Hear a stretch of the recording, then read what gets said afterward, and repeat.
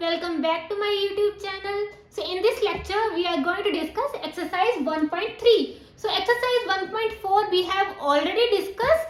So let's discuss exercise 1.3. So in exercise 1.3 our first question is prove that under root 5 is a irrational number. Right so under root 2 under root 3 हमने example में discuss किया था, कैसे हमने prove किया था. Similarly उसी process के साथ हम इसको प्रूव करेंगे. राइट तो फर्स्ट स्टेप हमारा क्या होता है, let us assume under root 5 is a rational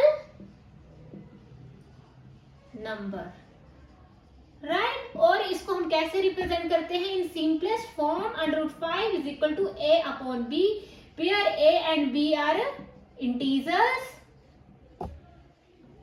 right और b does not equal to 0 and HCF of a b should be 1. मतलब ये को प्राइम होने चाहिए. को प्राइम का मतलब होता है को मतलब 2. तो ऐसे दो नंबर जिनका HCF 1 आए उसे हम को प्राइम नंबर बोलते हैं. राइट तो ये आ गया हमारा. अब हम क्या करते हैं, स्क्वेयरिंग बोथ साइड. तो स्क्वेयरिंग करेंगे, अंडर रूट 5 का स्क्वेयर क्या आएगा 5 और a square upon b square. So a square क्या आ गया 5b square. This is our first equation.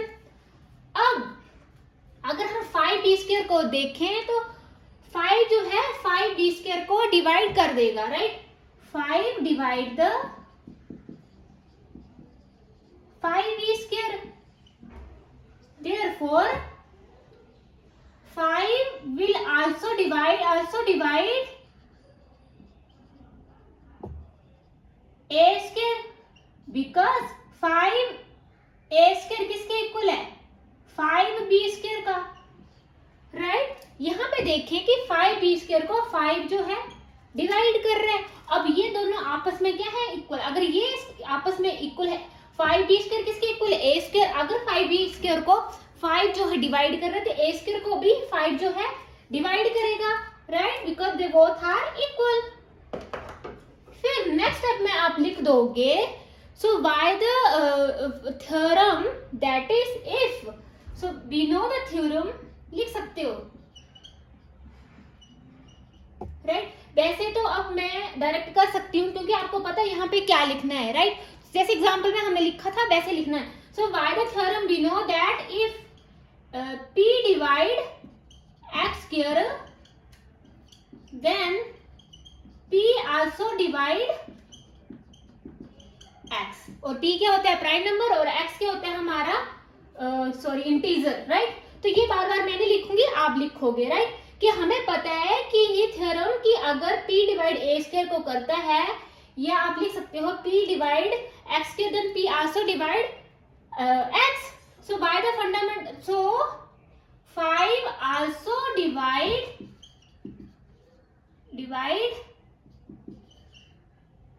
x a.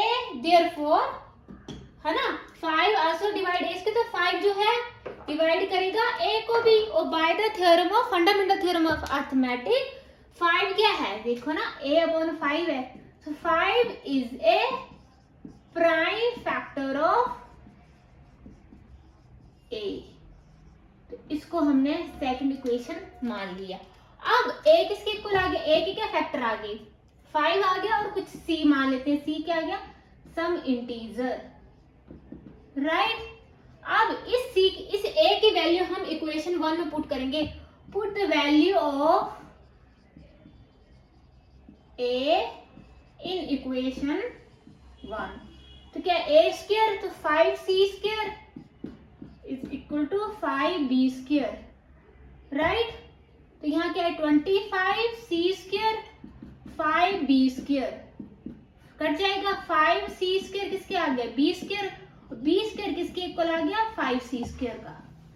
Right तो इसको आप थर्ड इक्वेशन मान लो.